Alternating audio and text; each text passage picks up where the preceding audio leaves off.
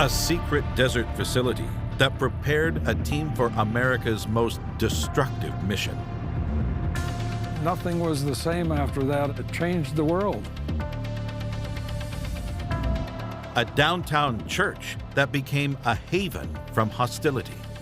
These guys were just going crazy, trying to get away from all of this mob violence. And the lair of a figure that tormented a town. I'm not claiming to know what this thing is.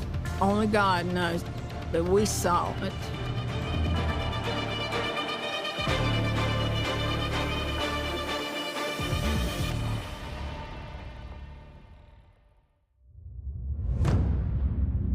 In northwest Utah sits a remote desert facility, forever entwined with the most destructive forces known to humanity.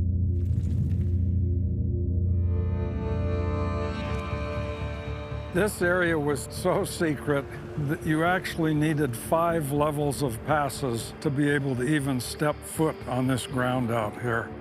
We're in the northwest of Utah, right on the border with Nevada. A vast, restricted area stretches across the landscape. You have a large number of wooden buildings. They look weather-worn, they look beat up. A bit farther out, there's something curious. These deep, concrete-lined pits that seem to have no obvious purpose. But some remains offer clues to the site's past. Among the structures that are present here is one that looks distinctly like it's a control tower. And those long concrete strips, those have got to be runways. All the indications are that this was a military installation, most likely an Air Force base. For years, this place marched to the incessant drumbeat of war. I don't think these airmen really knew what awaited them. They were playing for the highest stakes imaginable. There would be a heavy price to pay. This remote Utah location had a monumental impact on one of history's greatest conflicts. Jim Peterson has spent years unpacking its secrets. As we stand here, you can almost feel the history of this area. This is the very spot that our grandfathers were standing. This desert area would be transformed by the call of duty. In the 1930s, there were few testing sites for America's air forces. But as World War II began to rage across Europe, that had to change. Congress apportioned money for the establishment of U.S. Air Corps bases across the nation. The property was purchased in 1939. The building of the base started in a very slow way in 1940. This is Wendover Air Force Base. Initially, just a small airfield, home to 24 troops. A devastating strike on American soil would rewrite its destiny. With the Japanese attack on Pearl Harbor, December 7th, 1941, the nation awoke to the reality of foreign aggression. The attack galvanized the nation and the U.S. government during the war. Wendover rapidly expanded in a blitz of construction. It quickly transformed from a base with 12 buildings to 668 buildings. As the base was expanding, we needed a lot of people here. At its very peak, it was just under 20,000. If you were an officer, you could bring your family. Here, the men received what was known as Phase 2 training. Phase 1 training, a pilot would be trained maybe in Kansas City, a bombardier in New York, a radio man in Texas. Wendover is where they actually came together and formed up as a group. The site's main purpose was bombing training, but they learned other things like flight formation and navigation. Some of World War II's greatest heroes would train at Wendover.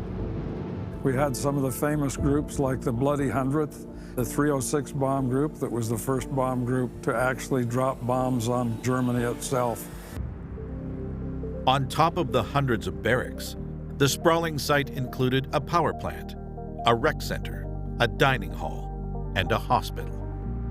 The hospital here at Wendover is rather large. It's a 300-bed hospital. There were a number of babies that were born here to the officers' wives. By 1944, about 50,000 airmen had passed through Wendover, but its mission was far from over. Soon, a classified project would take over the base and change the course of history.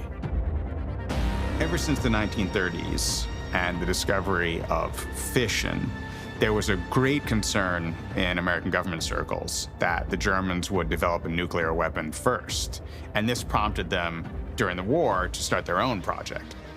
The Manhattan Project was created to develop the world's first atomic bomb and use it before the enemy could.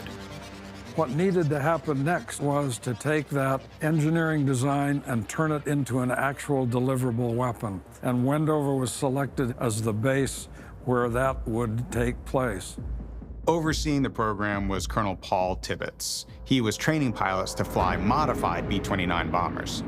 The modified B-29s had to have all of the extra weight stripped out of them because it was going to be carrying a bomb that was vastly heavier than anything that it had carried before. An elite team was assembled, the 509th Composite Group. This was a super secret mission. Most of the men didn't know what this special group was about to do, and they didn't understand that they would be dropping a bomb that had harnessed the power of the sun. Wendover was also absolutely crawling with G-men. Over 400 FBI agents worked in plain clothes, carefully listening for anyone who was blabbing. Despite the secrecy, the men knew they were working with a whole new type of bomb. 2 different bombs were developed, Little Boy and Fat Man. This was done to hedge our bets just in the event that one didn't work out. The bombs that they were training with at Wendover were filled with the same electronic components, but with no nuclear materials. One of the challenges that they had as they developed this weapon is that it was so big it couldn't be rolled under the airplane. So at Wendover, they designed this loading pit, and it has a regular service station type hydraulic lift in it. In late May 1945, the 509th Composite Group left for Tinian Island in the Pacific Ocean to launch their mission. It was one that would change the world forever. The 509th Composite Group that trained here at Wendover Airfield was tasked with a terrifying responsibility, one that would usher in a new era for humanity. In late May 1945, the 509th Composite Group left for Tinian Island. It was there that you had the infrastructure and the proximity to Japan that made it such an appropriate spot to launch the mission. At 2:45 a.m. on August 6th, a B-29 nicknamed Enola Gay, piloted by Group Commander Paul Tibbets, took off from Northfield, Tinian. On 8/15, the world's first atomic bomb, Little Boy, was dropped on the city of Hiroshima. Everything within the initial blast radius, buildings, animals, people, was simply vaporized. Beyond that, you had a heat wave that melted things. And beyond that, the blast wave that simply knocked everything down. And meanwhile, a mushroom cloud that spread radioactive matter across a vast area. 3 days later, the men who trained at Wendover were called into action again, and the Fat Man bomb was dropped over Nagasaki. On August 15th, 1945, the Japanese Emperor Hirohito announced the country's surrender. The scale of death and destruction caused by the bombs was unprecedented. It was estimated by the U.S. military that 70,000 people died at Hiroshima and 40,000 at Nagasaki. The true death toll is much larger and hard to estimate accurately, but it was certainly tens of thousands who would die long, lingering deaths in subsequent days, months, and years because of radiation exposure. It's hard to evaluate without being there and being a part of it. At the time, we didn't see alternatives. That was the alternative to end the war, and that's what they chose to do. With its epic mission accomplished, activity at the base dwindled over the next few years. Basically, everybody went home. Wendover hadn't been a big town before, when it went back to a very small town. In 1976, Wendover Airfield was turned over to Wendover, Utah as a municipal airport.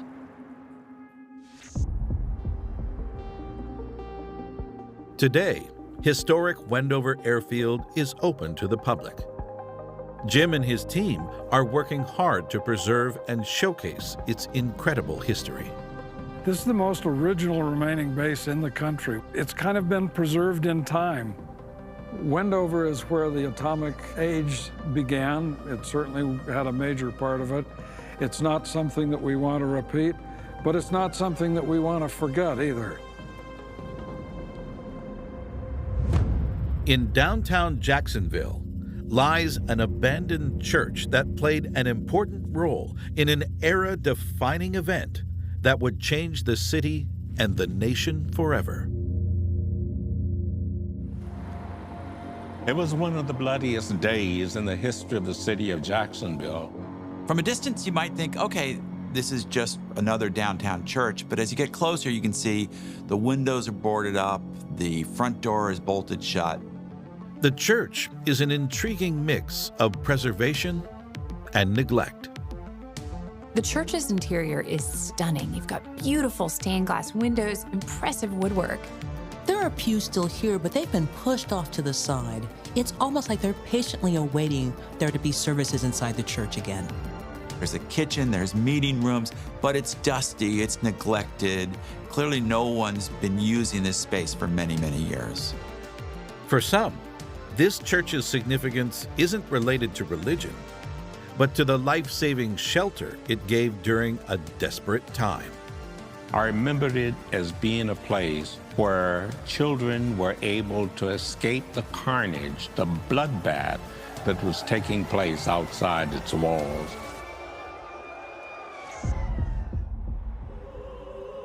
The church on this corner can trace its beginnings all the way back to the mid-19th century, just 5 years after the Civil War. A northern abolitionist named John Sanford Swaim came down here to build a church that would be dedicated to his hope of racial equality. The original church burned in the Great Jacksonville Fire of 1901. Swiftly rebuilt, the new church continued its tradition of inclusivity and was renamed the Snyder Memorial Methodist Episcopal Church. Throughout the first half of the 20th century, the church had an open-door policy, helping anyone who was in need, whether that was spiritual counseling or just a place to sleep. In 1960, this welcoming reputation was put to the test in the most dramatic of circumstances. All of us, me and 7 kids, were squeezed into this area trying to hide from what was going on out there. Didn't want anyone to see us. Alton Yates, 24 years old at the time, was shepherding children away from a riot that would later become known as Axe Handle Saturday. His journey to this violent day began a few months earlier when he joined a group called the NAACP Youth Council. Established in 1909, the National Association for the Advancement of Colored People was an interracial organization. By the Great Depression, it was the most prominent civil rights organization in the U.S. To highlight the injustices of segregated America, the NAACP in Jacksonville decided to focus on the segregated lunch counters of the department stores that were once centered around the park outside the church. These protests were called sit-ins. What this would entail would be Black people or a group that was integrated taking seats at whites-only lunch counters. They would be refused service, but they would remain there sitting peacefully until closing. In Jacksonville, activists were often insulted and humiliated, but all-out violence was usually avoided. But one Saturday morning, that all changed. We could see a truck parked across the street at Hemming Park, and there were men on the back of this truck passing out baseball bats and axe handles. On the morning of Saturday, August 27, 1960, a number of activists were preparing for a sit-in protest at a department store in downtown Jacksonville. Around the corner, a truck parked outside the Snyder Memorial Church was offloading axe handles to a mob of white supremacists and KKK members who were intent on stopping the protest. Alton Yates was leading a group of teenagers to the sit-in. We walked in and took our seats at the lunch counter, and just about time we were seated, the guys out here spotted us sitting at the counter. And when they did, they came in with their axe handles and they started beating us. But they weren't the only ones targeted. I was 17 years old and I was an employee of Martian Cafeteria. And that's the building here. And I worked in the dish room, washing dishes. After leaving his place of work, Nat Glover was one of the many African Americans who was unfortunately in the wrong place at the wrong time. They quickly confronted me right here in the middle of the street because they had the whole street blocked off. And they started to hit me with the axe handles. The victims of this violence appealed to the local police, but they pretty much just stood aside and let this thing play out. I ran over to the police officer and I said to him, "Officer, please help me." And this officer said, and I'll never forget it, those words ring in my ears right now.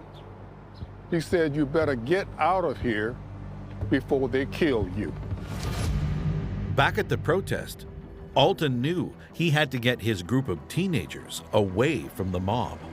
But I was very careful asking them not to run, because if they ran, they would draw attention to us. So we walked as calmly as we possibly could. And we got to this door to the Snyder Memorial Church, and I just, on a hunch, tried the door. To my amazement, it was unlocked, but it swung open, and we rushed in. Nat Glover took a different route to safety. I ran towards my home, and they chased me, but I don't know to this day when they stopped chasing me, because I was so afraid I did not look back. On hearing about the mob, a local African-American gang called the Boomerangs rushed in to offer some sort of protection. Only then did the police finally intervene. Of the 62 arrests made that day, 48 were African Americans. And one thing this underscores is that when the police finally did spring into action, they apparently were targeting their efforts on containing black people. Life magazine published a photo of one of the victims, sparking a national outcry. In Jacksonville, the response of many was to boycott downtown businesses. The African American community had had enough. And now the businesses were even starting to question the need for segregation in their stores. It was all coming to a head. During this tumultuous time, Snyder Memorial Church once again played an important role. This was the location of the first interracial meetings of the business community and the black community to settle the problems of segregation and integration in Jacksonville. Thanks to these meetings at the church, in April 1961, Jacksonville lunch counters were desegregated. 3 years later, the landmark Civil Rights Act was passed. For Snyder, though, its days of influence were on the wane. As people moved out to the suburbs, attendance at the Snyder Memorial Church services began to fall off, and eventually the church emptied out. By the 1990s, it had ended its weekly services and eventually shut down altogether. Added to the National Register of Historic Places in 2013, the church is safe from demolition, but without a congregation, remains frozen in time. In 2020, Jacksonville took steps to reappraise its past by renaming the park outside Snyder Memorial in honor of civil rights activist and Jacksonville native James Weldon Johnson. And there have been recent talks of turning the church into a civil rights museum. But for now, it sits empty, a place of reflection, especially for those who once desperately sought refuge here. I've always been thankful for the fact that that side door was open. That, to me, was a miracle. Although Snyder will be forever linked to Axe Handle Saturday, for some, this awful event served as a source of inspiration. I was ashamed of having rain, and that, in effect, changed my life because it did leave on my mind and my heart that I would never run away from another fight. Nat Glover would use this newfound resilience and determination to make history, becoming the first black sheriff in Florida since 1888 and the first ever in Jacksonville. In West Virginia, a set of abandoned structures is at the heart of one of America's strangest mysteries.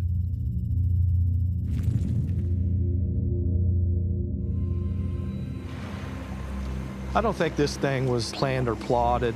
There was a lot of people seeing it, and it still hasn't been explained to this day. This is Point Pleasant, a small West Virginia town on the Ohio River. This place really has a Stranger Things vibe to it. Point Pleasant is a cozy, quiet, sleepy little town, but just a few miles north, there's a whole ruinous concrete mess of structures. This place is a mishmash. Some look like thick concrete domes, while others are pillars of some kind. What was this place? These tall, lanky concrete buildings have a real dystopian feel. It looks like a kind of postmodern Stonehenge. What happened here turned nightmares into reality. I know what I saw. I'm not crazy. Those eyes, when you looked at them, it was so red. Whatever the truth, it culminated in a very real catastrophe. People perished. It's deemed the worst bridge disaster in U.S. history. On the surface, Point Pleasant looks like its name suggests, a welcoming, safe West Virginian town. But lifelong resident Jeff Wamsley knows there's more here than meets the eye. I grew up here and, I was real familiar with a lot of the stories about the abandoned buildings. My dad brought me and my mother up here looking for this thing, sort of like a hunt for Frankenstein. Many claim what Jeff and his family came looking for lurked among these buildings several decades before he was born, when America was fighting the Axis powers on two fronts. During World War II, this was a top-secret military facility. This was the West Virginia Ordnance Works, but locals knew it by another name. This area was what we called the TNT area because they manufactured TNT. Used in everything from landmines to artillery shells, trinitrotoluene, or TNT, was a key weapon in America's arsenal. This site is over 8,000 acres, and it employed about 3,500 people. Working around the clock, this place was built to produce 720,000 pounds of TNT every single day. You have a lot of bunkers that still exist up here. There's over 100 of these. They were made to store ammunition and live explosives. Yet, when the explosions of World War II ended, so did these buildings' glory days. In 1945, the world returned to peace, and this war factory was shut down and abandoned. It became a desolate military area left over from World War II. These buildings quietly crumbled for over 20 years, but their demise was dramatically disturbed when an event here would change Point Pleasant forever. There were two young couples riding around about 11 p.m. and they saw what they thought was just a person standing in the middle of the road. As they got closer in their vehicle, they realized that it was not a person. It looked like a large bird of some sort or some creature. They panicked and they turned around, and as they did, they realized that this creature started flying over their car, chasing them. They sped up to about 90 to 95 miles an hour, and whatever this thing was stayed over top of their car. As they got to the lights of the city, this thing veered off into a cornfield. The two young couples were so distressed, they turned to the authorities. As soon as they got back into town, they reported what they had encountered to the sheriff's department. Whatever they saw, it definitely scared them. The sheriff's office said that they were visibly shaken. Wanting to see if the strange beast was fact or fiction, people like Faye Laporte visited this desolate facility to try to catch a glimpse. What she encountered has stuck with her to this day. I saw the biggest pair of feathered wings, but it didn't have like a beak like a bird does. It just had those two holes in it, but the rest of it was in the shape of a man with legs. It just jumped on the hood of the car and crouched in like a gargoyle and watched me and my brother. And then it kind of just stood up and jumped down off the car.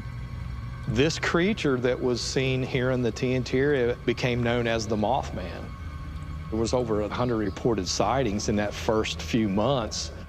Along with wings and humanoid features, all the reports claim the Mothman had one striking feature. Those eyes were just really huge, but just red. All you saw when you first looked at it was those eyes. It was like it was illuminated, and it scared me.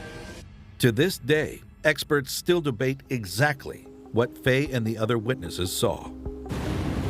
This was the 1960s, the height of the Cold War, and Americans are constantly hearing whispers about what the military is involved with, what's going on behind the scenes. This all fed into a paranoia that maybe there were things out there that the government wasn't telling us about. With this in their heads, perhaps the witnesses mistook a large bird that lived in these old buildings for the Mothman. There are some creatures that live in the TNT area which might explain the sightings. One is the sandhill crane. There are also some owls, and perhaps their eyes, which can turn red, freaked the people out. And the American entertainment industry was feeding off American anxiety. The comic book superhero Batman had a nemesis named Killer Moth. Yet if the Mothman was a creature of the imagination, it doesn't explain what happened next. During the time of the Mothman sightings, there were also reportedly visits to Point Pleasant from the infamous Men in Black, who would come around and kind of observe the population in dark black suits. A lot of the witnesses claimed that these men in black would approach them and ask them not to talk about what they had been seeing, just kind of keep quiet. But just a year after the Mothman was first seen, something hit this town that was firmly rooted in reality. People claimed that they saw this Mothman creature going back and forth across the river before that disaster.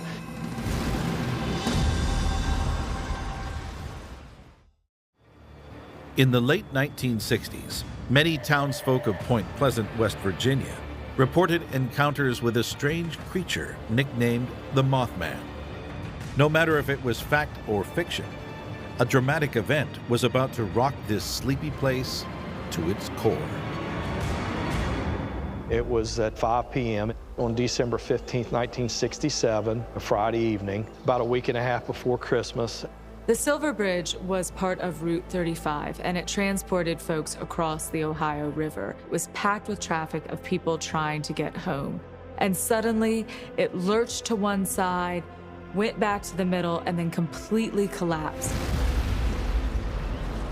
46 people died, making it the deadliest road bridge collapse in American history.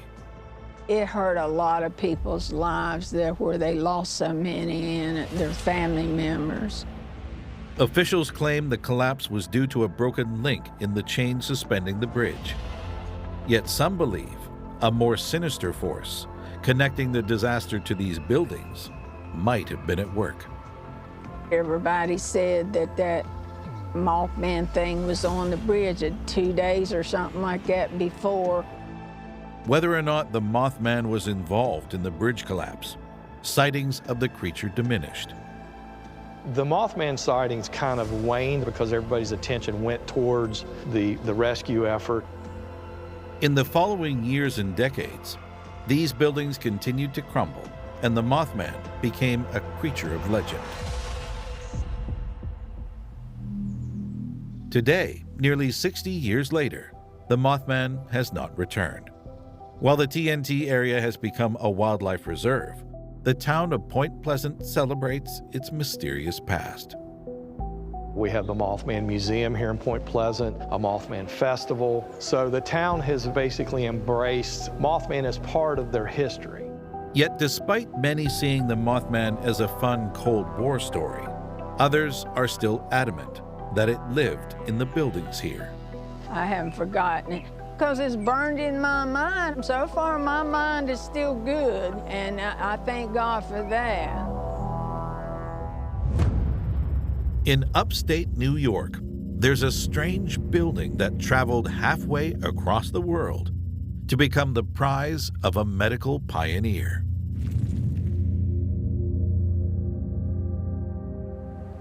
It's absolutely magical here. It's just hard not to feel almost the spirit of how the place was in the early 1900s. We are on the edge of the Catskill Mountain Range, a haven for New York City. It's picturesque, it's beautiful.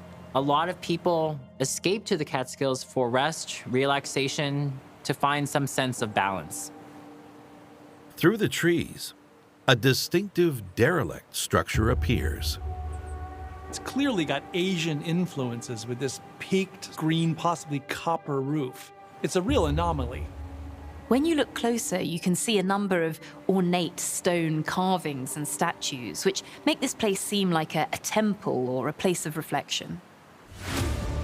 There's these stickers in the basement that say St. Louis 1904. What does it have to do with this building? The couple who lived here was celebrated by high society, yet would be embroiled in a deadly scandal. When her calling card fell out of the suspect's pocket, the police must have thought they'd unearthed a major terrorist conspiracy.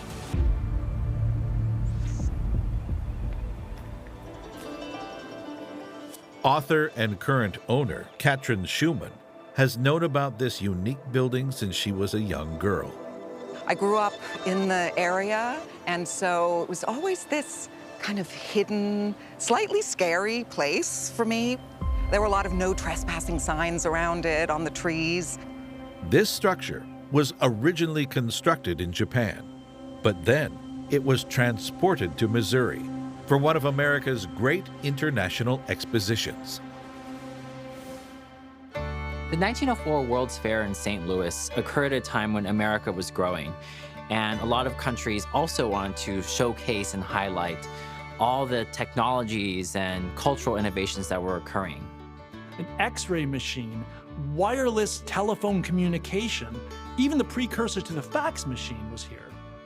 Over 60 countries were in attendance, and their exhibition spaces showed off each nation's unique architectural style. Japan's contribution to the exhibition was greater than most. In the early 1900s, Japan was booming. It was trying to leave its isolationist feudal days behind, and it was westernizing rapidly, and it wanted the world to know. The Japanese government spent lavishly on their buildings, with examples of gardens, temples, and mansions, as well as this place, which was modeled after an ancient Japanese imperial palace. This is the Pine and Maple Palace, known in Japanese as Shofu-den. But its journey to New York from Missouri would be sparked by an unlikely visitor. Yokishi Takamine was born in Japan but learned his English from a Dutch family, so oddly spoke English with a Dutch accent. So he spent his teenage years and his young adult years learning how to communicate with the Western world. He was an accomplished scientist, but also had a business mind. So he ended up making a good amount of money and being a very successful businessman. But it wasn't economic reasons that tied Takamine to the United States. It was love. Yokichi Takamine came to the United States and stayed in the guest house of a family called Hitch in New Orleans. And they had a young daughter named Caroline, and the two of them fell in love. Takamine and Caroline Hitch married. It was, in many ways, very controversial and scandalous for the time because dozens of states had some variations of laws that did not allow for interracial couples to get married. It was an extraordinary relationship. He was from a samurai family, and he was very intelligent. So I'm sure he was quite exotic and felt like quite the catch. With a strong marriage, Takamine's business interest began to flourish, and he took patents out on a number of medicines, making him a millionaire. But he was on the verge of a breakthrough, which would change medicine forever. Shofu Den, on the edge of the Catskills in New York, was first constructed in Japan and shipped to St. Louis for the 1904 World's Fair. But Yokichi Takamine, the man responsible for bringing it to the Empire State, is one of medicine's great unsung heroes. In 1901, Takamine discovered how to artificially synthesize adrenaline. This is a huge deal. So this became a really important thing to prevent people going into shock during surgery, to get their heart rate up, even to restart their hearts in certain conditions. It's impossible to estimate, but over the course of the past century, synthetic adrenaline must have saved tens of thousands of lives. You would think that Takamine would be showered with accolades, but he really didn't get that much recognition from the US. However, Takamine would receive one unique award from the Emperor of Japan himself. In 1904, the Emperor Meiji decided to honor Takamine with an unusual gift. It was this building, the Pine and Maple Palace, or Shofu Den. The palace was disassembled in St. Louis and put into crates and loaded onto these trains and then made it across the country. The crates were brought here and unpacked and reassembled into this place. Once installed in New York, Shofu Den was wildly popular and used by the Takamines as a lavish setting to entertain guests. They hosted the Princess and Prince of Japan in the early 1900s, and they put on a huge gala for them.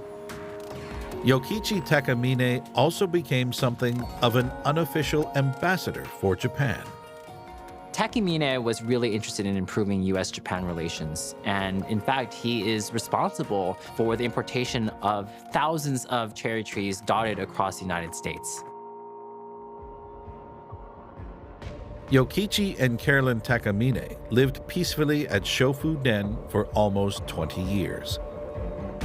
But one day, events in New York City threatened to turn their lives upside down. Anarchists associated with left-wing and pro-immigration groups began a series of bombings in 1919. But these were small-scale and mostly aimed at politicians and judges. On September 16th of 1920, a huge bomb was detonated just outside the headquarters of J.P. Morgan on Wall Street. 30 people were killed instantly, and nearly 150 others were severely wounded. The police suspected anarchist involvement, but didn't have any leads. However, the precursor to the FBI, the Bureau of Investigation, got a lead on a tennis player, Edwin P. Fisher, who had sent warnings to friends to stay away from Wall Street that very day. When he was arrested, Caroline Takamine's calling card fell out of his pocket. When questioned by the police who this Caroline was on the calling card, he said that she was the wife of a very important explosives manufacturer and that she would get him out of there. Fisher had met Caroline at a country club near Shofu Den some years earlier. But it soon became clear that he was not capable of carrying out the bombing. Oddly, Fisher was discovered to be wearing a complete tennis outfit below his suit. And when questioned as to why, he said, "Well, I always need to be ready for a match at any time." Fisher claimed to have known about the bombings because he had received a message from God. No charges were pressed on Fisher or the Takamines, and the Wall Street bombing remains unsolved to this day. Fortunately, the Takamines would not be harmed by this scandal, although Yokichi died just 2 years later. Carolyn moved away from New York and sold Shofu Den, which would pass through a number of hands. It would become an inn and a restaurant for a short period before it was bought by a Japanese heritage group in the 1980s. Yet the cost of maintaining a Japanese-built palace in the Catskills would prove too much for its owners.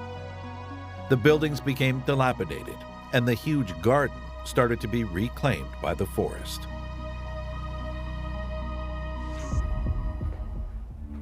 Today, Katrin Schumann and her husband Kevin are in the process of restoring this palace to its former glory.